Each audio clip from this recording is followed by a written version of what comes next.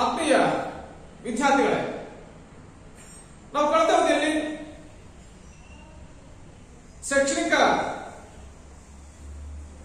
ಅರ್ಥಶಾಸ್ತ್ರದ ಪ್ರಾಮುಖ್ಯತೆ ಕುರಿತಾಗಿ ಅಧ್ಯಯನ ಮಾಡಿದ್ದೀವಿ. ಪ್ರಸ್ತುತ ಅವಧಿಯಲ್ಲಿ ಆರ್ಥಿಕ ಅಭಿವೃದ್ಧಿಯಲ್ಲಿ ಶಿಕ್ಷಣದ ಪಾತ್ರ, ಆರ್ಥಿಕ ಅಭಿವೃದ್ಧಿಯಲ್ಲಿ ಶಿಕ್ಷಣದ ಪಾತ್ರವನ್ನು ಕುರಿತಾಗಿ ಅಧ್ಯಯನವನ್ನು ಮಾಡ್ತಾ ಹೋಗೋಣ. ಹಾಗಿದ್ದಾದ್ರೆ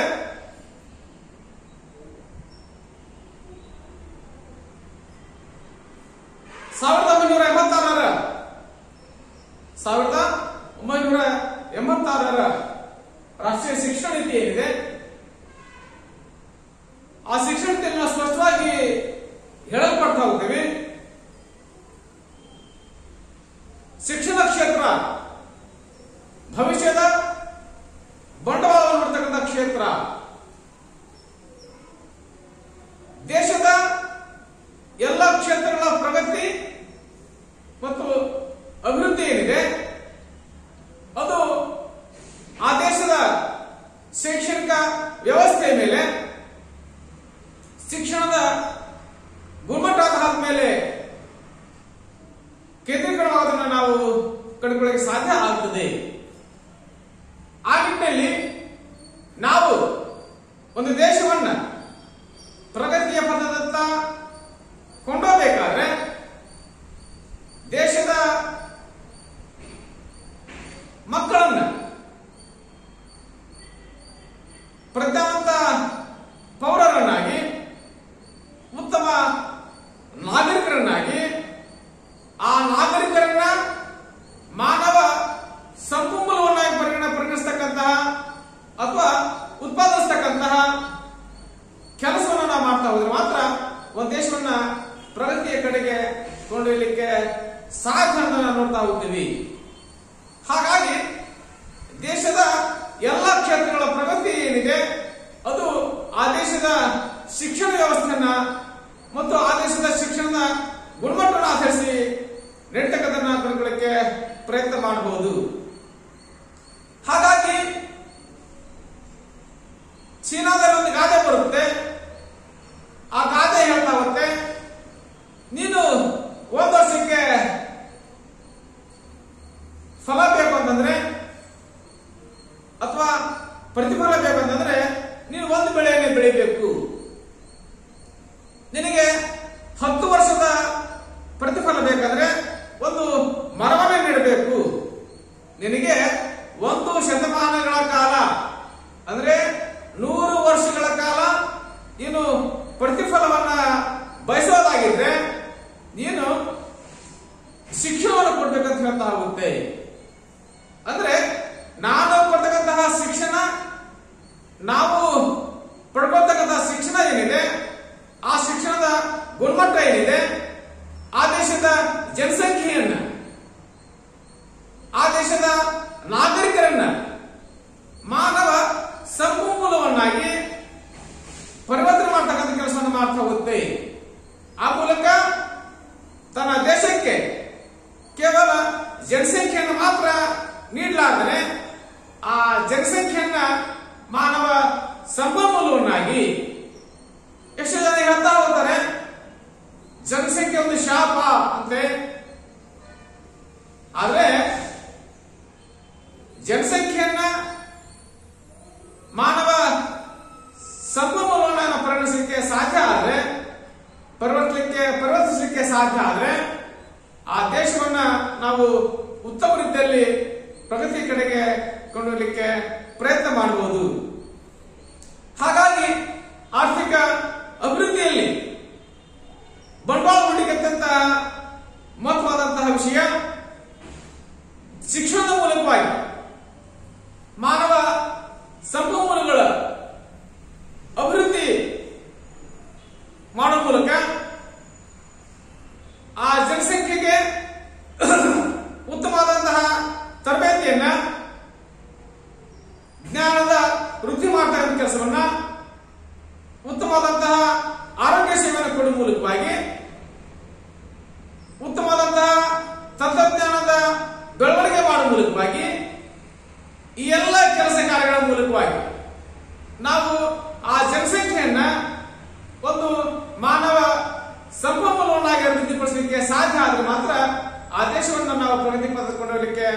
ಸಾಧ್ಯ ಆಗ್ತದೆ.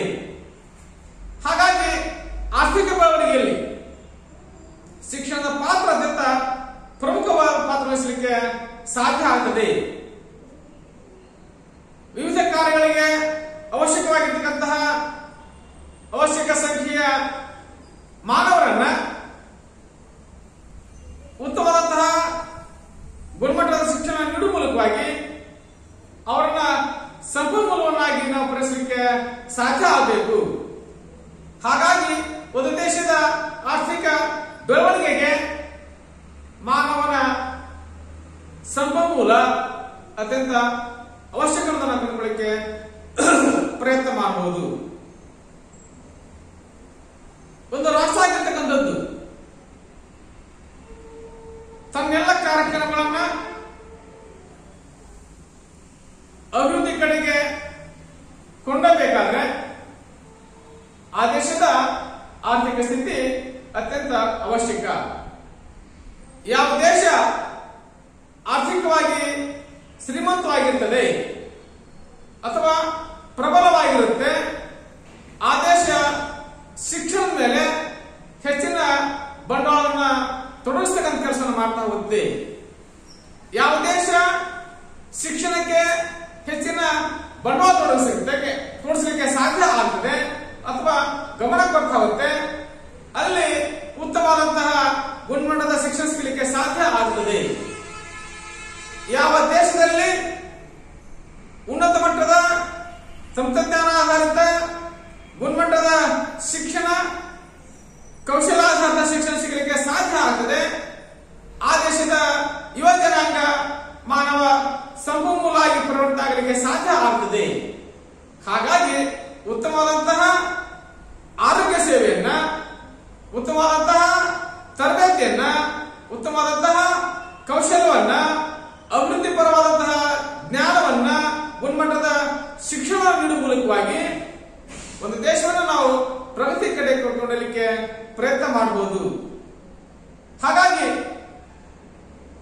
ನಮ್ಮ ಮುಂದುವರೆದ ರಾಷ್ಟ್ರಗಳನ್ನು ಕಂಡುಕೊಳ್ಳಿಕ್ಕೆ ಸಾಧ್ಯ ಆದರೆ ಅಭಿವೃದ್ಧಿ ಹೊಂದಿದ ದೇಶಗಳನ್ನು ಉದಾಹರಣೆ ಕಂಡುಕೊಳ್ಳಿಕ್ಕೆ ಸಾಧ್ಯ ಆದರೆ ಆ ದೇಶಗಳ ಪ್ರಮುಖವಾಗಿ ಶಿಕ್ಷಣಕ್ಕೆ ಅತಿ ಹೆಚ್ಚಿನ ಬಂಡವಾಳವನ್ನು ತೊಡಗಿಸ್ತಾ ಹೋಗುತ್ತವೆ.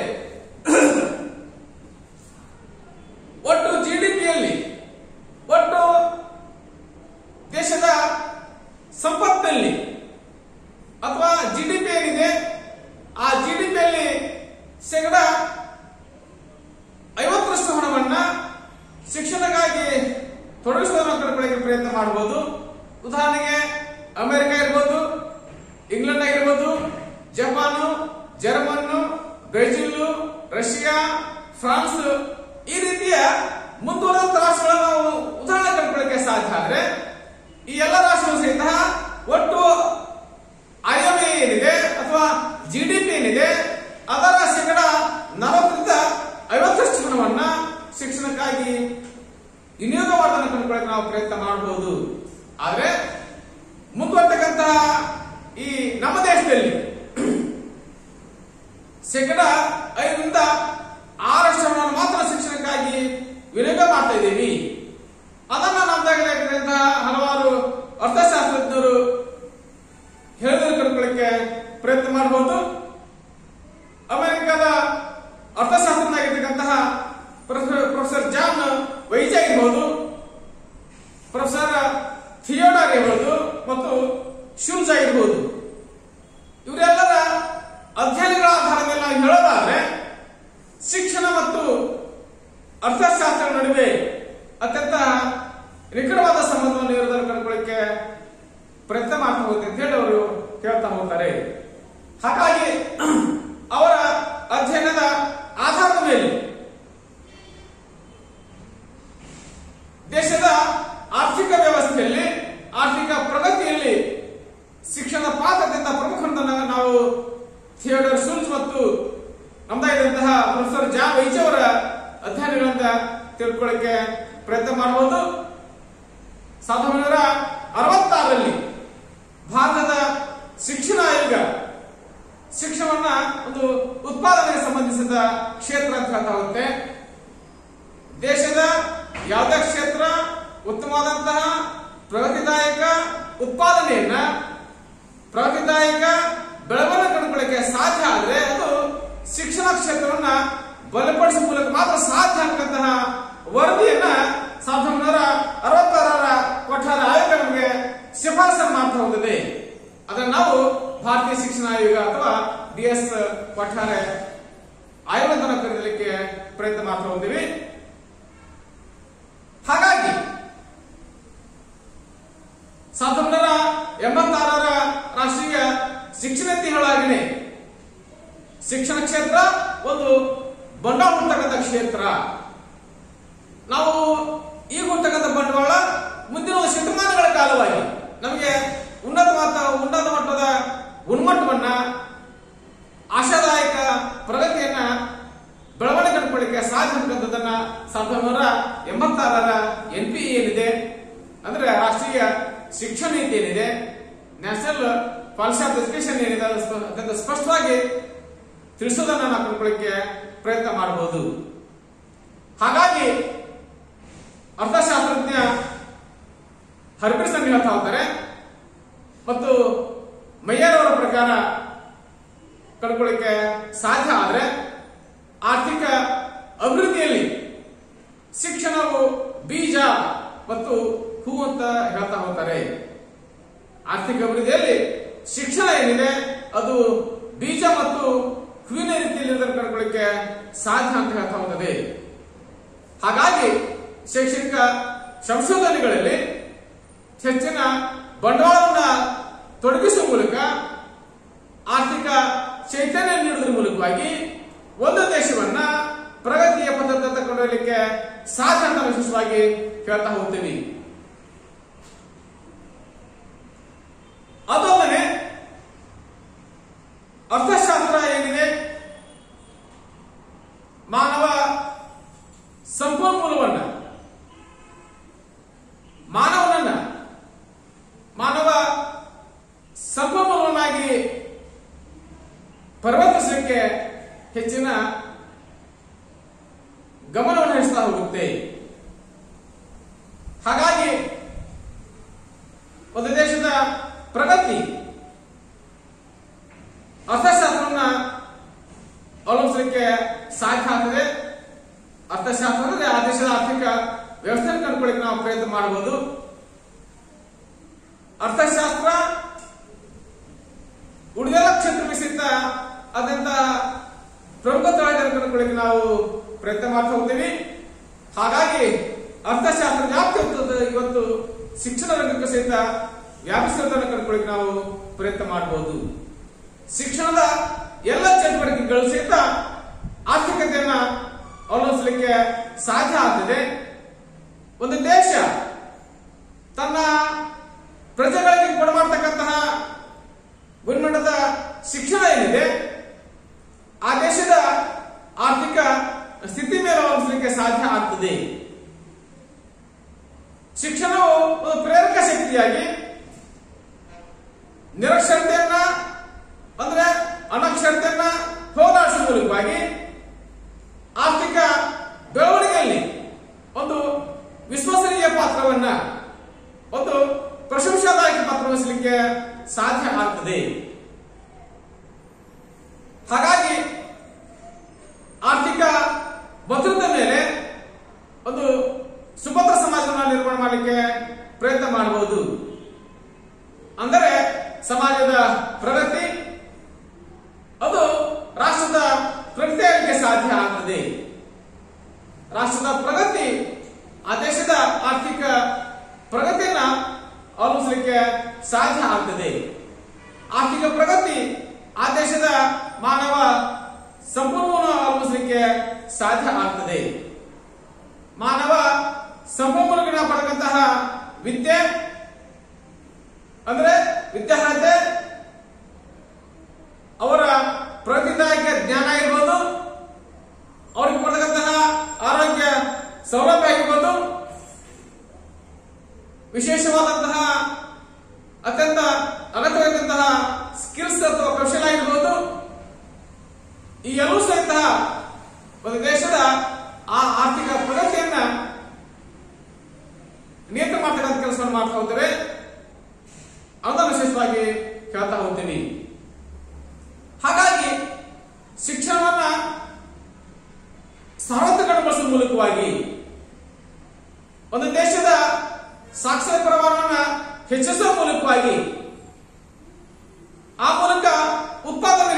ಅವಶ್ಯಕವಾದ ಕೆಲಸವನ್ನು ನಾವು ಮಾಡಲಿಕ್ಕೆ ಪ್ರಯತ್ನ ಮಾಡಬಹುದು. ಒಂದು ದೇಶದ ಶಿಕ್ಷಣದ ಸಾರ್ವತ್ರಿಕರಣ ಏನಿದೆ, ಆ ದೇಶದ ಆರ್ಥಿಕ ಶಕ್ತಿ ಮೇಲೆ ಆರ್ಥಿಕ ವ್ಯವಸ್ಥೆಯನ್ನು ಅವಲಂಬಿಸಲಿಕ್ಕೆ ಸಾಧ್ಯ ಆಗ್ತದೆ. ಶಿಕ್ಷಣಕ್ಕೆ ಹೆಚ್ಚಿನ ಬಂಡವಾಳವನ್ನು ತೊಡಗಿಸುವ ಮೂಲಕವಾಗಿ, ಶಿಕ್ಷಣಕ್ಕೆ ಹೆಚ್ಚಿನ ಹಣಕಾಸಿನ ವ್ಯವಸ್ಥೆಯನ್ನು ನಾವು ಮಾಡುವ ಮೂಲಕವಾಗಿ ಏನೋ ನಾವು ಹೇಳ್ತಾ ಹೋಗ್ತೀವಿ, ಶಿಕ್ಷಣ ಕ್ಷೇತ್ರದಲ್ಲಿ ಪ್ರಮುಖ ಪಿಡುಗಾಗಿರ್ತಕ್ಕಂತಹ ಅಪವ್ಯಯ ಮತ್ತು ನಿಲುಗಡೆ ಅಂದ್ರೆ ವೇಸ್ಟೇಜ್ ಅಂಡ್ ಸ್ಟಾಗ್ನೇಷನ್ ಅಂತ ಹೇಳ್ತಾ ಹೋಗ್ತೀವಿ. ಅದನ್ನ ನಾವು ಕಡಿಮೆ ಮಾಡಲಿಕ್ಕೆ ಪ್ರಯತ್ನ ಮಾಡಬಹುದು. ಅಪವ್ಯಯ ಮತ್ತು ನಿಲುಗಡೆಯಿಂದ ದೇಶದ ಆರ್ಥಿಕ ಪ್ರಗತಿಗೆ ಹಿನ್ನಡೆಯಾಗುವುದನ್ನ, ಜೊತೆಗೆ ಶಿಕ್ಷಣದ ವ್ಯವಸ್ಥೆಯಲ್ಲಿ ಗುಣಮಟ್ಟದ ಕುಸಿತವನ್ನು ಕಂಡುಕೊಳ್ಳಲು ನಾವು ಪ್ರಯತ್ನ ಮಾಡಬಹುದು. ಹಾಗಾಗಿ ಶಿಕ್ಷಣವನ್ನ ನಾವು ಉದಾಹರಣೆಗೆ ತೆಗೆದುಕೊಳ್ಳಿಕ್ಕೆ ಸಾಧ್ಯ ಆದ್ರೆ ಶಿಕ್ಷಣ ವ್ಯವಸ್ಥೆಗೆ ಉತ್ತಮವಾದಂತಹ ಆರ್ಥಿಕ ಚೈತನ್ಯ ನೀಡುವ ಮೂಲಕವಾಗಿ ಶಿಕ್ಷಣದ ಮೂಲ ಸಮಸ್ಯೆ ಆಗಿರ್ತಕ್ಕಂತಹ ಈ ವೇಷನ್ ಮತ್ತು ಸ್ಟಾಗ್ನೇಷನ್ ಅನ್ನ, ಅಪವ್ಯಯ ಮತ್ತು ನಿಲುಗಡೆಯನ್ನು ನಾವು ನಿಯಂತ್ರಣ ಮಾಡಲಿಕ್ಕೆ ಪ್ರಯತ್ನ ಮಾಡಬಹುದು. ಹಾಗಾಗಿ ಆರ್ಥಿಕ ಬೆಳವಣಿಗೆ ಏನಿದೆ ಮತ್ತು ಶಿಕ್ಷಣ ವಿಸ್ತರಣೆ ಸಮಾನಾಂತರವಾಗಿ ಸಾಗಿದರೆ ಮಾತ್ರ ದೇಶದ ಪ್ರಗತಿ ಆಗಲಿಕ್ಕೆ ಸಾಧ್ಯ ಆಗ್ತದೆ. ಇದಕ್ಕೆಲ್ಲ ಕಾರಣ ಅಂತಂದ್ರೆ ಒಂದು ದೇಶದ ಗುಣಮಟ್ಟದ ಶಿಕ್ಷಣ ವ್ಯವಸ್ಥೆ, ಶಿಕ್ಷಣ ವ್ಯವಸ್ಥೆ ಪಡೆದ ಉತ್ತಮ ಗುಣಮಟ್ಟದ ಶಿಕ್ಷಣ ಪಡೆದಂತಹ ಜನಾಂಗ ಏನಿದೆ, ಒಂದು ದೇಶದ ಯೋಜನೆಗಳನ್ನು ಅತ್ಯಂತ ಸಮರ್ಪಕವಾಗಿ ಅನುಷ್ಠಾನ ತರಲಿಕ್ಕೆ ತಮ್ಮನ್ನ ತಾವು ಸ್ವಯಂ ಪ್ರೇರಣೆಯಿಂದ ತೊಡಗಿಸಿಕೊಳ್ತಾರೆ.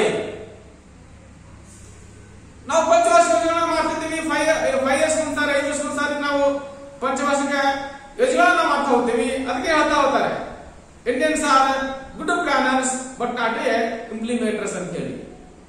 ಒಳ್ಳೆ ಯೋಜನೆ ಮಾಡ್ತಾ ಹೋಗ್ತೀವಿ, ಆದ್ರೆ ಆ ಯೋಜನೆಗಳನ್ನ ನಾವು ಜಾರಿ ತರಲಿಕ್ಕೆ ಪ್ರಯತ್ನ ಮಾಡೋದಿಲ್ಲ. ಕಾರಣ ಇಷ್ಟೇ, ದೇಶ ಆರ್ಥಿಕವಾಗಿ ದುರ್ಬಲ ಆಗಿರೋದು, ಜೊತೆಗೆ ದೇಶದ ಜನತೆಗೆ ನಾವು ಗುಣಮಟ್ಟದ ಶಿಕ್ಷಣ ನೀಡಲಿಕ್ಕೆ ವಿಫಲ ಆಗಿರೋದು ಮತ್ತೊಂದು ಕಾರಣ ಕಂಡುಕೊಳ್ಳಿಕ್ಕೆ ಸಾಧ್ಯ ಆಗ್ತದೆ. ಹಾಗಾಗಿ ಯಾವ ಯೋಜನೆಗಳನ್ನು ನಾವು ಸಾಕಾರಗೊಳಿಸಬೇಕಾದ್ರೆ, ಅತ್ಯಂತ ಯಶಸ್ವಿಯಾಗಿ ಅನುಷ್ಠಾನ ಮಾಡಬೇಕಾದ್ರೆ ಆ ದೇಶದ ಗುಣಮಟ್ಟದ ಶಿಕ್ಷಣ ಅತ್ಯಂತ ಅವಶ್ಯಕ ಆಗಲಿಕ್ಕೆ ಸಾಧ್ಯ ಆಗದೆ, ಉತ್ತಮ ಗುಣಮಟ್ಟದ ಶಿಕ್ಷಣ ಪಡ್ಕೊಳ್ಳುವಂತ ಯುವ ಜನಾಂಗ ಏನಿದೆ, ಮಾನವ ಸಂಪನ್ಮೂಲವಾಗಿ ಪರಿವರ್ತನೆ ಆಗುವ ಮೂಲಕವಾಗಿ ದೇಶದ ಯೋಜನೆಗಳನ್ನ ಅನುಷ್ಠಾನಕ್ಕೆ ತರಲಿಕ್ಕಾಗಿ ತಮ್ಮಷ್ಟಕ್ಕೆ ತಾವೇ ಸ್ವಯಂ ಪ್ರೇರಿತರಾಗಿ ಕ್ರಿಯಾಶೀಲ ಚಟುವಟಿಕೆ ಕಂಡುಕೊಳ್ಳಿಕ್ಕೆ ಪ್ರಯತ್ನ ಮಾಡಬಹುದು. ಹಾಗಾಗಿ ನಾವು ಹೇಳ್ತಾ ಹೋಗ್ತೀವಿ, ಯಾವುದೇ ಯೋಜನೆಯನ್ನು ಅನುಷ್ಠಾನಕ್ಕೆ ತಗೊಳ್ಕೊಂಡಿದ್ದಾರೆ, ಮೊದಲನೇದಾಗಿ ನಮಗೆ ಹಣಕಾಸಿನ ಬಂಡವಾಳ, ಎರಡನೇದಾಗಿ ಮಾನವ ಸಂಪನ್ಮೂಲಗಳ ಸಮರ್ಪಕ ಬಳಕೆ ಅತ್ಯಂತ ಅವಶ್ಯಕ. ಯಾವುದೇ ಯೋಜನೆಗಳನ್ನ ನಾವು ಅತ್ಯಂತ ಯಶಸ್ವಿಯಾಗಿ ಅನುಷ್ಠಾನಕ್ಕೆ ತರಬೇಕಾದ್ರೆ ನಮಗೆ ಕಾರ್ಯಗತಗೊಳಿಸಬೇಕಾಗಿದ್ದಾದ್ರೆ ನಮಗೆ ಎರಡು ಅತ್ಯಂತ ಅವಶ್ಯಕ ಬೇಕಾಗ್ತದೆ. ಒಂದು ಹಣಕಾಸಿನ ಬಂಡವಾಳ, ಮತ್ತೊಂದು ಎರಡನೇದಾಗಿ ಮಾನವ ಸಂಪನ್ಮೂಲಗಳ ಸಮರ್ಪಕ ಬಳಕೆ ಮಾಡಿಕೊಳ್ಳಬೇಕಾಗುತ್ತೆ. ಹಾಗಾಗಿ ನಾವು ಹೇಳ್ತಾ ಹೋಗ್ತೀವಿ, ಒಂದು ದೇಶ ಪ್ರಗತಿ ಕಡೆಗೆ ಕೊಂಡೊಯ್ಯಬೇಕಾದ್ರೆ ಅತ್ಯಂತ ಅವಶ್ಯಕವಾಗಿ ಬೇಕಾದಂತದ್ದು ಒಂದು ಬಂಡವಾಳ ಇರ್ತಕ್ಕಂತಹ ಸಾಮರ್ಥ್ಯ, ಆ ಬಂಡವಾಳಕ್ಕೆ ಅನುಗುಣವಾಗಿ ಆ ಬಂಡವಾಳದ ಸದ್ಬಳಕೆ ಮಾಡಿಕೊಳ್ಳೋದಕ್ಕಾಗಿ ಮಾನವ ಸಂಪನ್ಮೂಲಗಳ ಸಮರ್ಪಕ ಬಳಕೆ ಅತ್ಯಂತ ಅವಶ್ಯಕವಾದ ಕಂಡುಕೊಳ್ಳಕ್ಕೆ ನಾವು ಪ್ರಯತ್ನ ಮಾಡಬಹುದು. ಬದಲಾವಣೆಗೆ ತಕ್ಕ ಹಾಗೆಯೇ ಕೃಷಿ ಕ್ಷೇತ್ರದಲ್ಲಾಗಿರ್ಬೋದು, ತಾಂತ್ರಿಕ ಕ್ಷೇತ್ರದಲ್ಲಾಗಿರ್ಬೋದು, ಔದ್ಯೋಗಿಕ ಕ್ಷೇತ್ರದಲ್ಲಾಗಿರ್ಬೋದು, ಎಲ್ಲ ಮೂಲ ಕ್ಷೇತ್ರಗಳಿಗೆ ಆದ್ಯತೆ ನೀಡುವ ಮೂಲಕವಾಗಿ ನಾವು ಬಲಪಡಿಸ್ತಾ ಹೋದರೆ ಮಾತ್ರ ಆರ್ಥಿಕ ಪ್ರಗತಿ ಸಾಧ್ಯ ಆಗಲಿಕ್ಕೆ ಕಾರಣ ಆಗ್ತದೆ. ಹಾಗಾಗಿ ಒಂದು ದೇಶಕ್ಕೆ ಒಬ್ಬ ವಿದ್ಯಾವಂತ ಯುವಜನಾಂಗ, ತರಬೇತಿ ಪಡೆಯುವಂತಹ ಯುವಜನಾಂಗ, ಉತ್ತಮವಾದಂತಹ ಸ್ಕಿಲ್ಸ್ ಅನ್ನು ಅಥವಾ ಕೌಶಲ್ಯಾಧಾರಿತ ಯುವಜನಾಂಗ, ಜೊತೆಗೆ ಆರೋಗ್ಯವಂತ ಯುವಜನಾಂಗಗಳನ್ನು ಸೃಷ್ಟಿ ಮಾಡಲಿಕ್ಕೆ ಸಾಧ್ಯ ಆದರೆ ಮಾತ್ರ ನಮ್ದಾಗಿರುವಂತಹ ಒಂದು ದೇಶವನ್ನು ಕಟ್ಟಲಿಕ್ಕೆ ಪ್ರಯತ್ನ ಮಾಡಬಹುದು. ಹಾಗಾಗಿ ಒಂದು ದೇಶವನ್ನ ಆರ್ಥಿಕ ಅಭಿವೃದ್ಧಿ ಪೂರಕ ದೇಶವನ್ನ ಮಾಡಲಿಕ್ಕೆ ಕಾರಣ ಆಗೋದಾದ್ರೆ ಹಲವಾರು ಅಂಶಗಳನ್ನು ಸ್ಪಷ್ಟಪಡಿಸಲಿಕ್ಕೆ ಪ್ರಯತ್ನ ಮಾಡ್ತಾ ಹೋಗ್ತೀವಿ. ದೇಶದ ಜನರನ್ನು ಸುಧಾರಿತ ವೈಜ್ಞಾನಿಕ ವಿಧಾನಗಳಿಂದ ವಿದ್ಯಾವಂತರನ್ನಾಗಿಸಿ ಹೆಚ್ಚಿನ ಶಿಕ್ಷಣ, ಉದ್ಯೋಗಕ್ಕೆ ಅವಕಾಶ ಕಲ್ಪಿಸಿದಾಗ ಸ್ವಾವಲಂಬಿಗಳಾಗಿ ಆರ್ಥಿಕ ಪ್ರಗತಿಯಲ್ಲಿ ಸಕ್ರಿಯವಾಗಿ ಭಾಗವಹಿಸ್ತಾ ಹೋಗ್ತಾರೆ. ನೆಕ್ಸ್ಟ್ನಾಗಿ ಆರ್ಥಿಕ ಅಭಿವೃದ್ಧಿ ಕಾರ್ಯದಲ್ಲಿ ಪ್ರೋತ್ಸಾಹಕ ಅಂಶ ಅತ್ಯಂತ ಪ್ರಮುಖವಾಗಿದೆ. ಹಾಗಾಗಿ ವಿದ್ಯಾರ್ಥಿ ವೇತನ, ಅಧಿಕ ವೇತನ, ಬೋನಸ್ ನೀಡುವಿಕೆ ಅಂದ್ರೆ ನಾವು ಇನ್ಸೆಂಟಿವ್ ಅಂತ ಹೇಳ್ತಾ ಹೋಗ್ತೀವಿ, ಪ್ರೋತ್ಸಾಹದಾಯಕ ಹಣವನ್ನು ಕೊಡಲಿಕ್ಕೆ ಸಾಧ್ಯ ಆಗ್ತದೆ. ಇವುಗಳನ್ನು ನಾವು ಏನು ಉದ್ಯೋಗದಲ್ಲಿದ್ದಾರೆ ಅವರಿಗೆ ನೀಡುವ ಮೂಲಕವಾಗಿ ಅವರನ್ನ ಇನ್ನೂ ಸ್ವಲ್ಪ ಕ್ರಿಯಾಶೀಲ ಚಟುವಟಿಕೆಯಲ್ಲಿ ತೊಡಗಿಸಿಕೊಳ್ಳಿಕ್ಕೆ ಪ್ರಯತ್ನ ಮಾಡಬಹುದು. ನಾವು ಪಡೆಯತಕ್ಕಂತಹ ಗುಣಮಟ್ಟದ ಶಿಕ್ಷಣದಿಂದ ಕೆಲಸದಲ್ಲಿ ಹೆಚ್ಚಿನ ದಕ್ಷತೆ ಉಂಟಾಗುವ ಮೂಲಕವಾಗಿ ಆರ್ಥಿಕ ಪ್ರಗತಿ ಆಗಲಿಕ್ಕೆ ಸಾಧ್ಯ ಆಗ್ತದೆ. ಜೊತೆಗೆ ಶಿಕ್ಷಣ ಆರ್ಥಿಕ ಕ್ಷೇತ್ರಗಳಲ್ಲಿ ಇರತಕ್ಕಂತಹ ನ್ಯೂನತೆಗಳನ್ನ, ತಪ್ಪುಗಳನ್ನ ಗುರುತಿಸಿ ಪರಿಹಾರ ಒದಗಿಸಲಿಕ್ಕೆ ಸಾಧ್ಯ ಆಗ್ತದೆ, ಪ್ರಯತ್ನ ಮಾಡ್ತಾ ಹೋಗುತ್ತೆ. ಜೊತೆಗೆ ಯಾವ ರೀತಿಯ ಯೋಜನೆ ಆಗಿರ್ಬೋದು ಮತ್ತು ಆರ್ಥಿಕ ನಿರ್ವಹಣೆಯಲ್ಲಿ ಕೌಶಲ್ಯ ಶಿಕ್ಷಣವನ್ನ ಸುಧಾರಿಸಲಿಕ್ಕೆ ಸಾಧ್ಯ ಆಗ್ತದೆ. ಸಾಮಾಜಿಕ